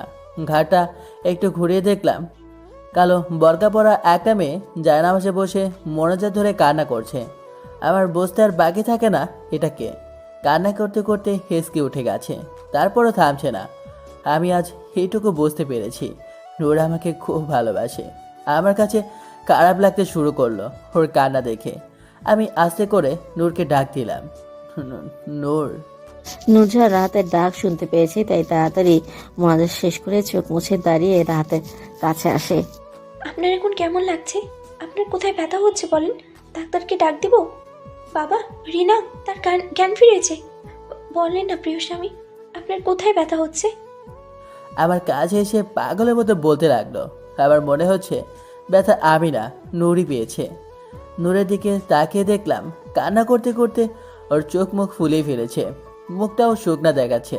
মনে হয় ঠিকমতো খাওয়া দাওয়া করেনি। আমি ওর কথার উত্তর না দিয়ে একধানে ওর দিকে তাকিয়ে রইলাম। রাহাত, এখন কেমন লাগছে তোমার? ভালো লাগছে ড্যাড। মম কোথায়? মম বাসায় গেছে, তোর টেনশনে প্রেশার বেড়ে গেছে, তাই বাসা পাঠিয়ে দিয়েছি। আমি এখানে কয়দিন ধরে আছি? 2 দিন ধরে আছো আর এখন তোমার জ্ঞান ফিরেছে। আচ্ছা, আমি ডাক্তারকে ডাক দিয়ে নিয়ে আসি। আর বৌমা, তুমি এখন কিছু খেয়ে নাও, কাল থেকে তুমি কিছুই খাওনি। রিনা, বৌমাকে খাবার দে। রাহাতের এই কথা শুনে একটু অবাক হলো। হ্যাঁ খাবো বাবা, আপনি ডাক্তারকে ডাক দিয়ে নিয়ে আসুন। হুম। আসো ভাবি, খাবার খেয়ে নাও। দাঁড়াও আসছি, আমি আগে নামাজ পড়ে নিই তারপর। পরে পড়ো, আগে খাবার খেয়ে নাও। না রিনা, আমি নূর, আগে খাবার খাও, তারপর নামাজে যাও। আচ্ছা প্রিয় স্বামী, আপনার কিছু লাগবে? না। নূরজাহান খাবার খেয়ে নামাজ পড়ে নিল, আল্লাহর কাছে শুকরিয়া আদায় করলো। দেখতে দেখতে কেটে গেল আরো 2 সপ্তাহ। রাত এখন মোটামুটি সুস্থ, তাই ডাক্তার বাসায় নিয়ে যেতে বলেছে। তবে ঠিক মতো হাঁটতে পারে না। ডাক্তার বলেছে ভালো করে পায়ে যত্ন নিলে তাড়াতাড়ি ভালো হয়ে যাবে এবং হাঁটতে পারবে। বাসায় নিয়ে আসার পর নূরজাহান রাহাতের অনেক সেবা যত্ন করতে থাকে। খাওয়া দাওয়া হতে শুরু করে সব কাজ করে দিত রাহাতের। আর রাহাত নূরজাহানের এইরকম কেয়ারনেস দেখে অবাক হতো। নূর, আমি চাই তোমাকে দূরে সরাতে, কিন্তু তুমি ততই আমার সেবা যত্ন করতে করতে আমার কাছে ছুটে আসো। আমি অবাক হই তোমাকে দেখে। এত অপমান করি, গালাগালি করি, তোমার গায়েও হাত তুলি, তারপরে কেন তুমি আমাকে এতটা ভালোবাসো? আমি যে তোমার মায়াতে পড়ে যাচ্ছি নূর। নূর রাহাতকে স্যুপ খাওয়াই দিচ্ছিল। রাত নূরের দিকে এক দৃষ্টিতে তাকিয়ে মনে মনে কথা করে বলল, প্রিয় স্বামী, আপনার খাওয়া শেষ, এখন আপনি শুয়ে পড়েন। এটা বলে রাহাতকে শুইয়ে দিল। রাত বাচ্চাদের মতো নূরের কথা মতো শুয়ে পড়ল। এভাবেই রাহাতের সেবা যত্ন করতে থাকলো নূরজাহান। আরো 1 মাস পার হয়ে গেল। এই 1 মাসে রাহাত প্রতিদিন সকালে নূরের মিষ্টি কণ্ঠে কোরআন তেলাওয়াত শুনে ঘুম ভাঙত। রাহাতও সকালে উঠে শুয়ে শুয়ে নূরের কোরআন তেলাওয়াত শুনত। নূরের প্রতিটা কাজে রাহাত মুগ্ধ হয়। এখন নূরকে কাছ থেকে দেখছে তাই। রাহাত আস্তে আস্তে নূরের প্রতি দুর্বল হয়ে পড়ে। রাহাতের পা বেশি ভালো না হলেও অনেকটাই ভালো হয়েছে। লাঠি ভর দিয়ে হাঁটে রাহাত। একদিন ওর হঠাৎ করেই মাথা ঘুরিয়ে পড়ে যায়। সবাই এটা দেখে খুব চিন্তিত হয়ে যায়। মাসুম খান ডাক্তারকে খবর দেয়। সেদিন রাহাত বাসায় ছিল না, ক্লাবে গিয়েছিল। ডাক্তার নূরকে দেখে বলে, মিসেস খান, মিষ্টি নিয়ে আসুন, আপনি দাদি হবেন। আলহামদুলিল্লাহ। ওগো শুনেছো, তুমি দাদা হতে চলেছ। আলহামদুলিল্লাহ। ভাবি, তোমাকে যে কিভাবে ধন্যবাদ দিব। আমাদের ঘরে নতুন অতিথি আসছে। মিসেস খান, আমি তাহলে যাই। আর হ্যাঁ, আপনার বৌমার শরীরের দিকে খেয়াল রাখবেন। ঠিক আছে। এটা বলে ডাক্তার চলে গেল। সবাই এই কথা শুনে অনেক খুশি হয়েছে। নূরজাহানের পরিবারের সবাইকে এই খবর জানিয়ে দেয়, তারাও অনেক খুশি হয়েছে। নূরজাহান মনে মনে আল্লাহর কাছে শুকরিয়া আদায় করছে। ভাবি, তুমি বসো, আমি মিষ্টি নিয়ে আসছি এখনই। জানো বৌমা, আমরা আজ অনেক খুশি। আমি তো ভাবছিলাম আমরা নাতিপুতির মুখ দেখতেই পারবো না, তার আগেই মরে যাব। মা, এসব কথা বলবেন না, দয়া করে কাঁদবেন না। আল্লাহ আপনার মনের আশা পূরণ করেছেন। হ্যাঁ রে মা, তার জন্য আল্লাহর কাছে লাখো লাখো শুক্রিয়া। এই যে এসে পড়েছি, এই নাও মিষ্টি, খাও ভাবি।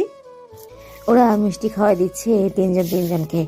এর মধ্যে রাহাত রুমে চলে আসে আর এইসব কাণ্ড দেখে অবাক হয়ে যায়। আজ কি হয়েছে তোমাদের? নিচে ড্যাড খুশিতে মনে হচ্ছে এখনই ড্যান্স করবে, আর তোমরা এখানে বসে মিষ্টি নিয়ে মেতে আছো। ব্যাপারটা কি বলো তো? ন্যাকা ষষ্ঠী দেখাচ্ছে, মনে হচ্ছে কিছুই জানে না। রিনা, রাহাত, আজ আমি অনেক খুশি। এটা বলে নূরজাহানও রাহাতের কপালে চুমু দিয়ে চলে যায়। রাহাত বোকার মতো চেয়ে থাকে। কি হয়েছে বুঝতেছি না, আমাকে একটু বল তো রিনা। রিনা রাহাতের কানে কানে বলে দিল তো। আর রাহাত হা হয়ে আছে এটা শুনে। নূরজাহান লজ্জায় মাথা নিচু করে বসে আছে। রিনা রাহাতের কানে কানে বলেছে, তোকে কেলানোর জন্য তোর ছেলে মেয়ে আসছে, সাবধানে থাকিস। এটা আমি কি শুনলাম? তার মানে আমি বাবা হব? এই কেমন অনুভূতি? নূরজাহান রাতকে দাঁড়িয়ে থাকতে দেখে হঠাৎ করে বিছানা থেকে নেমে বলতে থাকে, মাফ করবেন প্রিয় স্বামী, আমি ভুল করে আপনার বিছানায় বসে পড়েছি। আপনি বিছানায় বসে রেস্ট নিন। রাত নূরজাহানের কথা একটু খারাপ লাগলো, কারণ রাহাতের বিছানায় বসতে ও শুতে না করেছে তার জন্য। প্রিয় স্বামী, আপনি কি খুশি হননি? রাত কিছু বলছে না, চুপ করে আছে। রাতে চুপ করে থাকতে দেখে নূরজাহানের মুখ কালো হয়ে গেল। নূরজাহান আস্তে করে পাশ কাটিয়ে চলে যায়, আর রাহাত বিছানায় থপ করে বসে পড়ে। ভাবতে থাকে, আমার এমন কেন লাগছে? এটা কেমন অনুভূতি? এই অনুভূতি তো কখনই হয়নি। এখন আমি কি করব? আমার ভুলের জন্যই এটা হয়েছে। আমি তো নূরকে এখনো মেনেই নিইনি। তাহলে এখন কি করব আমি? রাতে খাওয়া দাওয়া শেষ করে সবাই ঘুমাতে যায়। রাহাত নূরজাহানের সাথে আর কোনো কথা বলেনি। নূরজাহান সোফায় ঘুমিয়েছে। নূর, এই বাচ্চা তুই নষ্ট করে দিবি। আমি চাই না এই বাচ্চা। প্রিয় স্বামী, দয়া করে এই কথা বলবেন না। আমি কিছুতেই এটা করতে পারবো না। এটা যে বড় পাপ। আমি তোর কোনো কথা শুনতে চাই না। তুই কালকেই আমার সাথে হাসপাতালে গিয়ে অ্যাবর্শন করে আসবি। প্রিয় স্বামী, আমি মা হয়ে আমার বাচ্চাকে মেরে ফেলতে পারবো না। দয়া করেন, একটু দয়া করেন। রাতের পায়ে পড়ে কান্না করে বলতে লাগলো। রাতের এটা শুনে আরো রাগ উঠে গেল। রাত নূরজাহানের পেটে চড়ে লাথি দিল। নূরজাহান লাফ দিয়ে ঘুম থেকে উঠে গেল। আমি স্বপ্ন দেখছিলাম এতক্ষণ? তাহলে খুব ভয়ঙ্কর স্বপ্ন ছিল এটা। আমার মতে ফজরের আজান দেয়নি, তাই তাড়াতাড়ি উঠে গিয়ে তাহাজ্জুদের নামাজটা পড়ে নেই। নূরজাহান অজু করে এসে নামাজ পড়তে দাঁড়িয়ে গেল। নূরজাহান এই স্বপ্নটা দেখে খুব ভয় পেয়ে যায়। নামাজ শেষ করে আল্লাহর কাছে বলতে লাগলো, হে আল্লাহ, জানি না কেন আমি এই স্বপ্নটা দেখলাম, তবে এই স্বপ্নটা যেন সত্যি না হয়। আল্লাহ, তুমি আমার স্বামীকে সুস্থ করে দিয়েছো, তার জন্য তোমার দরবারে লাখ লাখ শুক্রিয়া জানাই। হে আল্লাহ, দয়া করে আমার এই বাচ্চার যেন কোনো ক্ষতি না হয়। আমার স্বামীর মন তুমি নরম করে দাও এই বাচ্চার উছিলে, সে যেন একদম ভালো হয়ে যায়। আমি আজ পর্যন্ত তোমার কাছে যা যা চেয়েছি তুমি আমাকে তাই দিয়েছো, আর যেটা না দিয়েছো তাতেও আমার কোনো আফসোস ছিল না। কিন্তু আজ আমি তোমার কাছে একটা জিনিস চাইবো। তুমি আমার হায়াত নিয়ে গিয়ে আমার বাচ্চার হায়াত দান করো আল্লাহ। আমি চাই আমার বাচ্চা এই দুনিয়ার মুখ দেখুক, ওর যেন কোনো ক্ষতি না হয় আল্লাহ, ওর যেন কোনো ক্ষতি না হয়। তুমি তো দেখছো সবাই কত খুশি এই বাচ্চাটার জন্য। তুমি তাদের মুখের হাসিটুকু কেড়ে নিও না আল্লাহ। তুমি আমার বাচ্চাটাকে সুস্থভাবে এই দুনিয়াতে পাঠাও আল্লাহ। এটাই তোমার কাছে আমার চাও। দোয়া করো আল্লাহ, দয়া করো, রহম করো আল্লাহ। তুমি আমার প্রিয় স্বামীটা যেন খারাপ পথ থেকে ভালো পথে ফিরে আসে। তুমি তাকে বেশি করে হায়াত দান করো আল্লাহ, হিদায়াত দান করো। সবাইকে তুমি সুস্থ রেখো, ভালো রেখো আল্লাহ। আল্লাহুম্মা আমিন। মোনাজাত শেষ করে জায়নামাজে বসে কান্না করতে লাগলো। এদিকে রাহাতের কান্নার শব্দে ঘুম ভেঙে যায়। আজ নূরজাহান মোনাজাতে একটু জোরে জোরেই বলেছে, তাই রাহাত বিছানায় শুয়ে সব শুনতে পেরেছে। ঘুমিয়েছিলাম, হঠাৎ করেই আমার কানে কান্নার আওয়াজ ভেসে আসতে লাগলো। আমি চারদিকে তাকিয়ে দেখলাম সারা রুম অন্ধকার। তো কান্না কে করছে? শুয়ে থাকার পর কারো কণ্ঠস্বর আমার কানে ভেসে আসতে লাগলো। আমি চুপ করে শুনতে লাগলাম। কিছুক্ষণ শোনার পর আমি বুঝে গেছি এটা কার কণ্ঠ। হালকা ডিম লাইটের আলোতে বোঝা যাচ্ছে যে নূর জায়নামাজে বসে আছে আর মোনাজাত ধরে কান্না করছে। তাই আমি চুপটি করে ওর সব কথা শুনতে লাগলাম। নূরের কথাগুলো শুনে আমার চোখ দিয়ে পানি চলে এসেছে। কেন আমার চোখ দিয়ে পানি পড়ছে তা আমি নিজেও জানি না। নূরের মোনাজাতের সব কথাই আমি শুনতে পেয়েছি। আমি এইটুকুই বুঝতে পেরেছি নূর আমার জন্য ও বাচ্চার জন্য বেশি কান্না করছে। নূর মোনাজাত শেষ করে আরও কান্না করতে লাগলো। ওর কান্না দেখে আমার বুকের মধ্যে চিনচিন ব্যথা হতে লাগলো। আমার কাছে প্রচণ্ড খারাপ লাগছে। হে আল্লাহ, তুমি আমাকে মাফ করো। আমি এতদিন অনেক অন্যায় করেছি নূরের উপর। ওর মতো একটা ফুলের মতো মেয়েকে আমি অনেক মেরেছি। আমি বড় ভুল করে ফেলেছি আল্লাহ। আজ থেকে আমি তোমাকে আর কষ্ট দেব না নূর। তোমাকে আমি কখনোই কান্না করতে দেব না নূর। তোমাকে আমি স্ত্রীর মজা দিয়ে আমার মনের রানী বানিয়ে রাখবো, আর সব খারাপ কাজ আমি ছেড়ে দেব, এটা আমার ওয়াদা। নূরজাহান কিছুক্ষণ কান্না করে সেখানেই ঘুমিয়ে পড়ে। আমি বিছানা থেকে উঠে নূরের কাছে গেলাম। হালকা আলোতে ওর চেহারা অল্প অল্প দেখা যাচ্ছে। চেহারাটা কান্নার কারণে লাল হয়ে গেছে, চোখ ফুলে গেছে। আমি নূরকে কোনো রকম কোলে উঠে নিলাম। তার জন্য ভাঙা পাটা একটু ব্যথা পেলাম, সেটাকে পাতা না দিয়ে কোলে করে বিছানায় শুয়ে দিলাম। আর আমিও শুয়ে নূরকে আমার বুকের মাঝে জড়িয়ে ধরলাম। নূরের কপালে চুমু দিয়ে আমিও ঘুমিয়ে গেলাম। নূরজাহান আজ বেশি ঘুমিয়েছিল, তাই ফজরের আজান শুনতে পায়নি। সকালে নূরজাহানের ঘুম ভেঙে যায়। নূরজাহান চোখ মেলে তাকিয়ে দেখে ও রাহাতের বুকের মধ্যে ঘুমিয়ে আছে, আর রাহাতকে পরম যত্নে জড়িয়ে ধরে ঘুমিয়ে আছে। নূরজাহান কিছুক্ষণ রাহাতের ঘুমন্ত মুখের দিকে তাকিয়ে রইল। ঘুমন্ত অবস্থায় রাহাতকে নিষ্পাপ বাচ্চাদের মতো দেখাচ্ছে। নূরজাহানের চোখ সরিয়ে নিয়ে উঠতে যাবে, তখন রাহাত বলল, নূর, এত নড়াচড়া করছে কেন? একটু ঘুমাতে দাও নূর পাখি। ঘুম জড়িত কণ্ঠে আস্তে চোখ বন্ধ করে বললাম। নূরজাহান এই কথা শুনে অবাক হয়ে যায়। নূর পাখি ডাকটা শুনে আরো বেশি অবাক হয়। নূরজাহানের চোখ দিয়ে পানি গড়িয়ে পড়ল। রাতের বুকের মধ্যে গরম কিছু অনুভব করতে লাগলো, তাই চোখ মেলে তাকিয়ে দেখে নূরজাহান কান্না করছে। রাত চিন্তিত হয়ে বলল, নূর পাখি, কি হয়েছে তোমার? কোথায় ব্যথা করছে বলো, বলো আমাকে। নূর কিছুই করছে না, শুধু কেঁদেই যাচ্ছে। এটা দেখে রাহাত আরো ঘাবড়ে যায়। কি হয়েছে বলো নূর পাখি, কান্না করছো কেন? নূর মনে মনে আল্লাহর কাছে হাজার শুকরিয়া আদায় করছে আর কাঁদছে।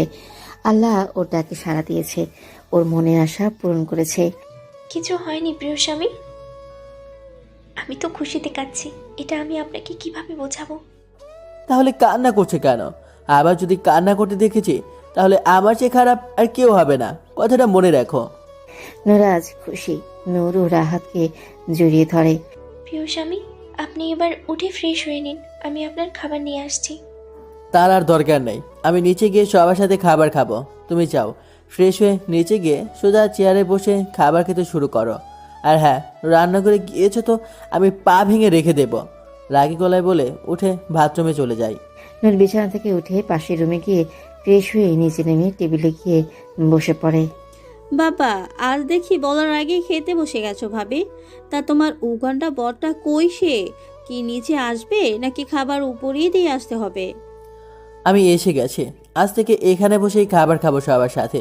আর চুন্নি, তুই বেশি কথা বলবি না। রাতের এই কথা শুনে রিনা জুস খাচ্ছিল, সাথে সাথে বিষম খেলো। আর রুনা বেগম মাসুম খান অবাক হয়ে তাকিয়ে আছে রাহাতের দিকে। আস্তে খা, তোর খাবার কেউ নিয়ে যাচ্ছে না। রিনা রাহাতের পানির গ্লাসটা হাতে নিয়ে পানি ঢক ঢক করে খেয়ে দাঁড়িয়ে গেল আর বাইরের দিকে হাঁটা ধরল। এই টিনা, কোথায় যাচ্ছিস খাবার ছেড়ে? দাঁড়া, দেখে আসি আর সূর্যটা কোন দিক দিয়ে উঠছে। রিনা, বেশি কথা না বলে খেতে বস। রিনা দৌড়ে বাইরে গিয়ে এসে পট করে চেয়ারে বসে পড়ল। মম, সূর্য তো ঠিক মতো উঠেছে, তাহলে সবকিছু উল্টাপাল্টা হচ্ছে কেন বুঝতে পারছি না। অবাক হয়ে রাহাতের দিকে আর চোখ তাকিয়ে বলল, মম, রিনাকে কিছু বলো, না হলে কিন্তু ভালো হবে না বলে দিচ্ছি। ওরা তিনজন কিছু বলছে না, মিটমিটিয়ে হাসছে। রিনা, চুপ কর, খেয়ে নে। হুম। নূর, খাচ্ছ না কেন? তাড়াতাড়ি খাওয়া শুরু করো। হুম। ড্যাড, আজ থেকে আমি তোমার অফিসের সব দায়িত্ব নেব। সব কিছু আজ আমাকে বুঝিয়ে দেবে। এবার মাসুম খান ছোটখাটো একটা বিষম খেলো, মাথায় হাত দিয়ে থাপ্পড় দিতে দিতে পানি খাচ্ছে। কি হয়েছে বুঝতে পারছি না, তোমরা আজ আমাকে এইভাবে দেখছো কেন? আর এসব বিহেভ কেন করছো? আমি কি এলিয়েন নাকি? রাহাত, তোমার শরীর ঠিক আছে তো বাবা? অবশ্যই ঠিক আছে। কেন? না মানে এমনি। রাত আর কিছু বলল না, সবার খাওয়া হয়ে গেছে। রাত চেয়ার থেকে উঠে বলল, ড্যাড, তুমি রেডি হও, আমি রেডি হয়ে আসছি এখনই। আর নূর পাখি, ওপর আসো তাড়াতাড়ি। রাত যাওয়ার পর রুনা বেগম ও মাসুম খান কান্না ধরে রাখতে পারল না, কেঁদেই দিল। বাবা, মা, আপনারা কাঁদছেন কেন? রিনা, তুমিও কাঁদছো? মারে, তোকে যে কিভাবে বলে বোঝাবো তার ভাষা খুঁজে পাচ্ছি না।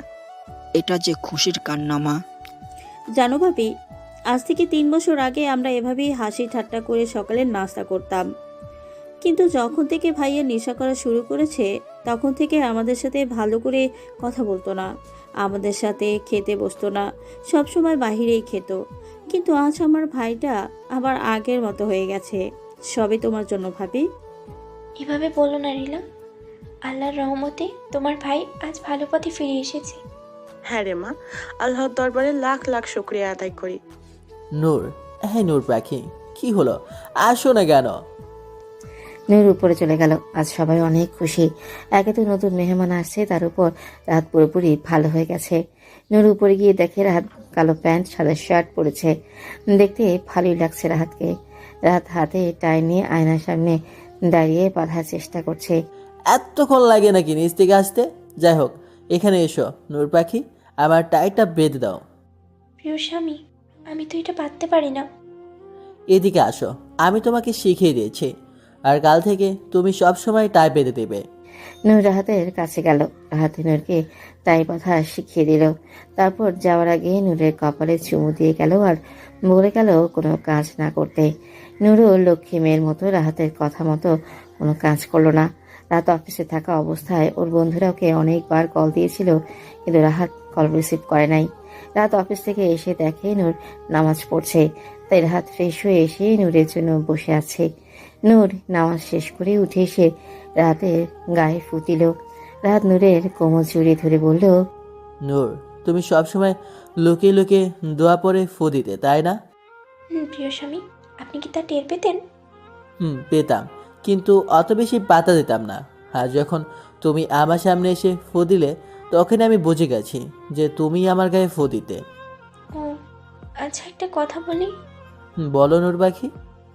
না মানে, আপনি কি নামাজ পড়তে পারেন? পারি তো, কেন? তাহলে আজ থেকে মসজিদে নামাজ আদায় করতে যাবেন কি? অবশ্যই যাব, তুমি যখন বলেছ আমি যাব মসজিদে নামাজ পড়তে। এখন চলো নিচে গিয়ে খাবার খেয়ে আসি। চলেন প্রিয় স্বামী। ওরা নিজেকে খাবার খেয়ে উপরে চলে আসে। রাহাত নূরকে বলেছে হাদিসের বই পড়ে শোনাতে, তাই নূর হাদিসের বই পড়ে রাহাতকে শোনাতে লাগলো। রাত নূরের কোলে মাথা দিয়ে পরম যত্নে শুনতে লাগলো। রাত শুনতে শুনতে এক পর্যায়ে ঘুমিয়ে পড়ে। নূর তাকিয়ে দেখে রাহাত ঘুমিয়ে গেছে, তাই বই বন্ধ করে রাহাতকে বালিশে শুইয়ে দিয়ে কপালে চুমু এঁকে দেয়।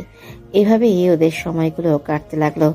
রাত প্রতিদিন নূরজাহানের কোরআন তিলাওয়াত শুনে ঘুম ভাঙতো, আর মাঝে মাঝে কিছু কিছু বিষয়ে হাদিস রাহাতকে শোনাতো। রাত এখন পুরোপুরি ভালো হয়ে গেছে, এখন আর নেশা করে না, ক্লাবেও যায় না। রাহাত নামাজ পড়তো, কিন্তু ফজরের নামাজ পড়তে একটু কষ্ট হতো। রাহাত সারাদিন অফিসের কাজ করে ক্লান্ত শরীর নিয়ে যখন বাসায় ফিরতো, তখন নূরের চেহারা দেখে ওর মুখে প্রিয় স্বামী ডাকটা শুনে ওর সব ক্লান্তি দূর হয়ে যেত। রাত নূরকে অনেক ভালোবাসতো, এক মিনিটও না দেখলে পাগল হয়ে যেত। নূর রাহাতকে তার দ্বিগুণ ভালোবাসতো। এভাবেই দিনের পর দিন মাসের পর মাস ওদের ভালো সময়গুলো কেটে যেতে লাগলো। কিন্তু কথায় আছে না, মানুষের ভালো সময় বেশি দিন থাকে না। ঠিক এইরকম ওদের সাথেও হয়েছে। হঠাৎ করে নূরের পেইন উঠলো। ওরা নূরকে হাসপাতালে নিয়ে গেল। হাসপাতালে নিয়ে যাওয়ার পর ডাক্তার নূরকে আইসিইউতে নিয়ে গেল। নূরের অবস্থা খুব খারাপ ছিল।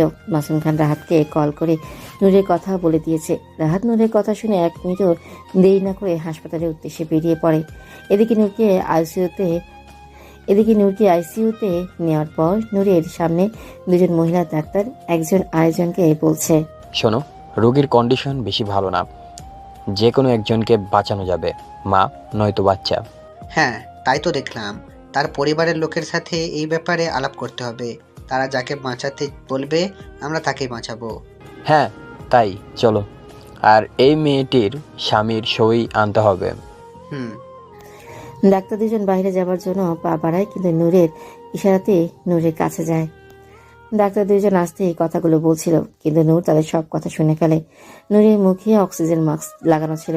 নূর আস্তে করে মাস্কটা করে ডাক্তারকে ইশারা দিয়ে ডাক দেয়। ডাক্তার দুজন নূরের হাতের ইশারা দেখিয়ে নূরের কাছে আসে। নূর আস্তে করে হাত দিয়ে অক্সিজেন মাস্কটা খুলে বলতে লাগলো, দয়া করে আমার একটা কথা রাখুন আপনারা। আপনি সব কথা শুনে ফেলেছেন? আমার বাচ্চাটাকে আপনারা বাঁচান। এই কথাটা বলে চোখের পানি ছেড়ে দিল। আপনি শান্ত হন, আমরা আপনার পরিবারের কাছে জিজ্ঞেস করে আসি, তারা যা বলবে আমরা তাই করব। আমাদের হাতে সময় খুব কম। আমি জানি আমার পরিবারের সদস্যরা কি বলবে। তারা আমার বাচ্চাকে নয়, আমাকে বাঁচাতে বলবে। কিন্তু আমি মা হয়ে আমার বাচ্চাকে কিভাবে নিজের চোখের সামনে মারা যেতে দেখবো বলেন? আপনারা দয়া করে আমার পরিবারের লোকের কাছে এই কথাটা বলবেন না। অপারেশন হয়ে গেল তাদের কাছে বলে দিয়েন। দেখুন মিসেস নূর, আমরা এটা করতে পারবো না, এটা বড় অন্যায়। তাদের এই বিষয়ে জানার পুরোপুরি হক আছে। তাই দয়া করেন আপনারা। আমি এই দুনিয়ার আলো বাতাস দেখেছি, এই দুনিয়ার শান্তি ভোগ করেছি, কিন্তু আমার বাচ্চাটা কিছুই দেখেনি। আর এখন যদি আসার আগে এই দুনিয়া ছেড়ে চলে যায়, তাহলে আমি একটা মা হয়ে কিভাবে এটা সহ্য করব বলেন? আপনাদের পায়ে পড়ি, দয়া করে আমার বাচ্চাটাকে এই দুনিয়ার মুখ দেখার সুযোগ করে দিন। ওর বাবার ভালোবাসা থেকে ওকে বঞ্চিত করবেন না, আল্লাহ দোহাই লাগে। ডাক্তার দুজনে নূরের কথা শুনে খুব খারাপ লাগলো। ঠিক আছে, আমরা আপনার বাচ্চাকেই বাঁচাবো। নার্স, অপারেশনের সব ব্যবস্থা করো। আপনাদের কাছে আমি ঋণী হয়ে গেলাম। এভাবে বলবেন না, সব মারা চায় তার ছেলে মেয়ে সুস্থভাবে দুনিয়ায় আসুক, কিন্তু আপনার মতো মা খুব কম দেখেছি আমি। আপনি এই প্রথম যে কিনা তার সন্তানকে নিজের বিনিময় দুনিয়াতে আনার জন্য ব্যাকুল হয়ে গিয়েছেন। ধন্যবাদ আপনাদেরকে। ডাক্তারদের অপারেশনের সব ব্যবস্থা করা হয়ে গেছে, এখন শুধু রাহাতের আসার পালা। রাত আসলেই পেপারে ওর সই নিয়ে অপারেশন শুরু করবে ডাক্তাররা। রাত হাসপাতালে পৌঁছে গেছে। গাড়িটা কোনো রকম থামিয়ে গাড়ি থেকে বের হয়ে দৌড়িয়ে উপরে চলে গেল এবং অপারেশন থিয়েটারের পাশে এসে দাঁড়ালো। মম, নূর কোথায়? নূর ঠিক আছে তো? শান্ত হ বাবা, নূরের অবস্থা বেশি ভালো না। আর কিছুক্ষণ পর নূরের অপারেশন শুরু হবে। তোর জন্যই অপেক্ষা করছিলাম আমরা। আপনি ওনার স্বামী? হ্যাঁ, এই পেপারটায় সই করে দিন। আমি নূরের সাথে একটু দেখা করতে চাই ডাক্তার। সরি মিস্টার রাহাত, এখন দেখা করা যাবে না। অপারেশনের সব ব্যবস্থা করা হয়ে গিয়েছে, তাই অপারেশনের পর দেখা করতে পারবেন। প্লিজ ডাক্তার, শুধু একবার দেখা করতে চাই। I am sorry. এটা বলে ডাক্তার অপারেশন থিয়েটারের ভেতরে চলে গেল। রাহাত মন খারাপ করে বেঞ্চে বসে পড়ল। অপারেশন শুরু করে দিয়েছে, সবাই অনেক টেনশনে আছে। রাহাত সেখানে দাঁড়িয়ে পায়চারি ও ছটফট করছে নূর ও বাচ্চার জন্য। রাত মনে মনে আল্লাহকে স্মরণ করছে। অনেকক্ষণ হয়ে গেছে কিন্তু থিয়েটারের ভেতর থেকে কেউ বের হয় নাই। এটা দেখে আরো টেনশনে পড়ে গিয়েছে সবাই। কিছুক্ষণ পর একজন ডাক্তার একটা ফুটফুটে বাচ্চা নিয়ে অপারেশন থিয়েটার থেকে বের হয়ে ওদের কাছে দিল। মিস্টার রাহাত, আপনার মেয়ে হয়েছে, এই নিন আপনার মেয়ে। রাহাতের দিকে এগিয়ে দিয়ে বলল। সবাই বাচ্চাটাকে দেখে মুখে একটু হাসি ফুটলো। বাচ্চাটা একদম নূরের মতো হয়েছে, দেখতেও অনেক সুন্দর। রাহাত ওর মেয়েকে দেখে ওর চোখ দিয়ে দুফোঁটা পানি গড়িয়ে পড়ল। রাহাত ওর মেয়েকে কোলে নিয়ে কপালে চুমু দিয়ে মায়া ভরা দৃষ্টিতে তাকিয়ে আছে। হঠাৎ করে রাহাতে নূরের কথা মনে পড়ে গেল। ডাক্তার, নূর কেমন আছে? নূর সুস্থ হয়ে যাবে তো? এবার আমি ওর সাথে দেখা করতে চাই ডাক্তার। দেখুন মিস্টার রাহাত, আমি আপনার কাছে একটা কথা গোপন করেছি। কি গোপন কথা? কি বলতে চান? খোলাসা করে বলুন ডাক্তার। আসলে নূর আমাকে নূর যা যা বলেছে সব কথা সবাইকে খুলে বলল। রাত ডাক্তারের কথা শুনে ধপ করে সেখানেই মাটিতে বসে পড়ল বাচ্চা নিয়ে। রিনা এসে বাচ্চাকে রাহাতের কাছ থেকে নিয়ে রুনা বেগমের কোলে দিল। আর মাসুম খান আর নূরের বাবা ডাক্তারের সাথে তর্ক করতে শুরু করলো। সবাই কান্নায় ভেঙে পড়ল। ভাইয়া শান্ত হ। কান্নাজড়িত কণ্ঠে রাহাতের কাছে বসে মাথায় হাত দিয়ে বলল। ডাক্তারের কথা শুনে আমি এক মুহূর্তের জন্য থমকে গেলাম। আমার মনে হচ্ছে আমার পৃথিবীটাই উল্টে গিয়েছে। এটা কেন করলো নূর? আমার কাছে বলার কি একবারও প্রয়োজন মনে করলো না? দেখুন, এখন আমার সাথে তর্ক করে লাভ নেই। আর মিস্টার রাহাত খান, আপনি আপনার স্ত্রীর কাছে যান, রোগীর হাতে বেশি সময় নাই। বাকিটা বলতে পারো না, তার আগেই রাহাত ওর হাত দিয়ে থামিয়ে দিল। রাত সেখান থেকে উঠে ভেতরে চলে গেল আর জোরে দরজা খুলে ভেতরে প্রবেশ করলো। রাতের মনের ভেতরে নূরের জন্য রাগ হচ্ছে, তাই ভেতরে এসে নূরের পাশের চেয়ারে বসে নূরের দিকে না তাকিয়ে অন্যদিকে তাকিয়ে আছে। নূর রাহাতের উপস্থিত টের পেয়ে তাকিয়ে দেখে রাহাত অন্যদিকে তাকিয়ে আছে। নূর অক্সিজেন মাস্কটা খুলে বলতে লাগলো। প্রিয় স্বামী, আপনি কি আমার উপরে রাগ করে আছেন? চুপ! এভাবে রাগ করবেন না প্রিয় স্বামী, তাহলে যে আমি মরেও শান্তি পাবো না।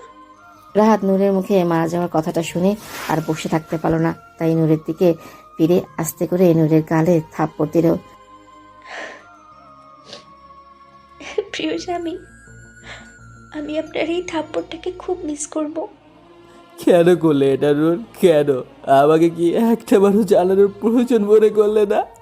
আমি তোমাকে ছেড়ে কিভাবে বাঁচবো নূর? প্রিয় স্বামী, আমাকে আপনি ক্ষমা করবেন। আমি চাইনি আমার বাচ্চাটা এই দুনিয়া থেকে চলে যাক, তাই আমি চুপ করো নূর, চুপ করো। তোমাকে ছেড়ে আমি কিভাবে থাকবো বলো নূর? আপনি ভুল বলছেন প্রিয় স্বামী। আপনার বাচ্চার কারণ আমি এই দুনিয়াতে রেখে গিয়েছি। তাকে আঁকড়ে ধরে আবার নতুন করে বাঁচতে শিখুন। পারলে আরেকটা বিয়ে করে আবার সংসার শুরু করুন। না নূর, না। আমার জীবনে তুমি প্রথম ছিলে, তুমিই শেষ। একটা কথা রাখবেন প্রিয় স্বামী। রাহাত নূরের হাত ধরে বলল, বলো নূর। আমাকে একটাবার নূর পাখি বলে ডাকবেন। নূর পাখি? এটা বলে আরো জোরে জোরে কান্না করতে লাগলাম। দয়া করে কান্না করবেন না প্রিয় স্বামী। আপনার কান্না আমি সহ্য করতে পারছি না। রাত কিছু বলছে না, শুধু কেঁদেই যাচ্ছে। প্রিয় স্বামী, আপনি আমার মেয়েটাকে কোরআনের হাফিজা বানিয়ে ওকে মাদ্রাসায় পড়ায়, এটা আমার শেষ ইচ্ছা। রাত কিছু বলছে না, শুধু কাঁদছে। সবাইকে একটু ডাক দিবেন, এই শেষবারের মতো আমি তাদেরকে দেখতে চাই। রাত উঠে সবাইকে ডাক দিয়ে ভেতরে নিয়ে এসেছে। নূরের মা, বাবা, ভাই, মাসুম খান, রুনা বেগম, রিনার কোলে ছিল নূরের মেয়ে। সবাই ভেতরে এসে নূরকে দেখে কান্না করতে লাগলো। নূর তাদেরকে দেখে একটু মুচকে হাসি দিল। তারপর রাহাত ও মেয়ের দিকে তাকিয়ে আস্তে করে চোখ বন্ধ করে ফেলল। নূরের শরীরে দুইটা ঝাঁকি দিয়েই নিস্তেজ হয়ে গেল। রাহাত দৌড়ে নূরের কাছে এসে পড়ল। নূর, এই নূর, কি হলো? ডাকছি শুনতে পাচ্ছ না নাকি? আরে তোমার সাথে আমার আরো কথা আছে। নূর, উঠছো না কেন তুমি? আমার কিন্তু ভীষণ কষ্ট হচ্ছে। নূরকে ধাক্কা দিয়ে ডাকতে লাগলাম, মম নূরকে উঠতে বলো, আমার কিন্তু খুব কষ্ট হচ্ছে। নূর, মম নূরকে জিজ্ঞেস করো প্রতিদিন সকালে কে আমাকে কোরআন পড়ে ঘুম আগাবে, প্রতিদিন কে আমাকে হাদিস পড়ে শোনাবে, প্রতিদিন রাতে আমাকে কে খাইয়ে দেবে, কে আমাকে প্রিয় স্বামী বলে রাখবে। অফিস থেকে ফিরে এসে কার চেহারা থেকে আমি ক্লান্ত দূর করবো। মম জিজ্ঞেস করছো না কেন নূরকে? জিজ্ঞেস করো মম। রাতের এই পাগলামি কথাগুলো শুনে সবাই আরো জোরে কান্না করতে লাগলো। মম তুমি জিজ্ঞেস করবে না তাই না? হে আল্লাহ, কেন কেড়ে নিলে আমার নূরকে?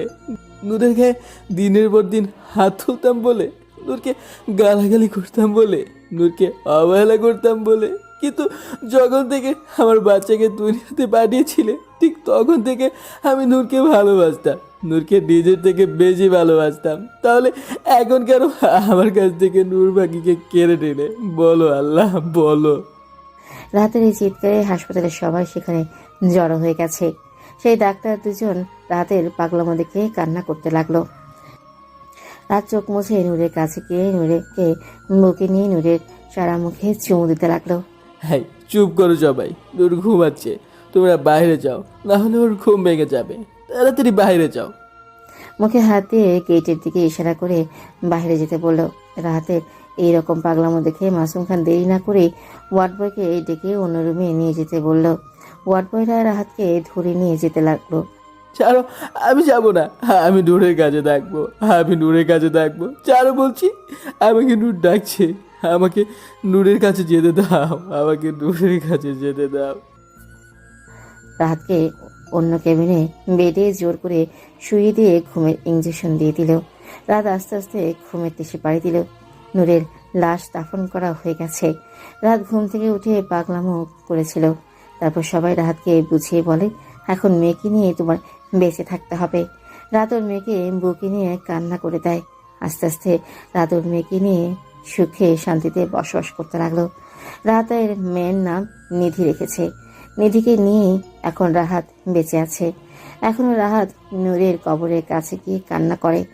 নূরের মুখে সেই প্রিয় স্বামী ডাকটা খুব বেশি মিস করে। এভাবেই বাবা ও তার মেয়ের জীবন কাটতে লাগলো।